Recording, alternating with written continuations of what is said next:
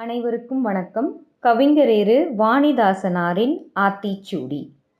சையம் வழங்கு.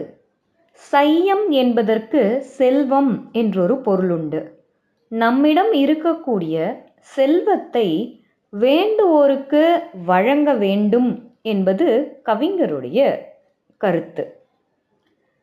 வள்ளல் தன்மை மிகுந்த செழுமை மிகுந்த தமிழர் பண்பாடு நிறைந்த தமிழர்கள் பாரம்பரியத்தில் வந்தவர்கள் நம்ம எல்லாருமே.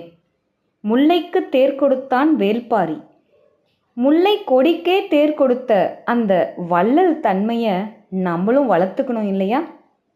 நம்ம வள்ளலாக இருந்தாலும் சரி, நம்மிடம் அதிகபட்சமாகவோ அல்லது குறைந்தபட்சமாகவோ செல்வம் இருந்தாலும் சரி, பிறருக்கு முக்கியமாக வேண்டுவோருக்கு கொடுத்து பழக வேண்டும் என்றது தான் நம்ம கவிஞருடைய கருத்து. இன்னையிலிருந்து செல்வத்தை வேண்டுவோருக்கு கொடுத்து பழகலாமா? சையம் வழங்கு.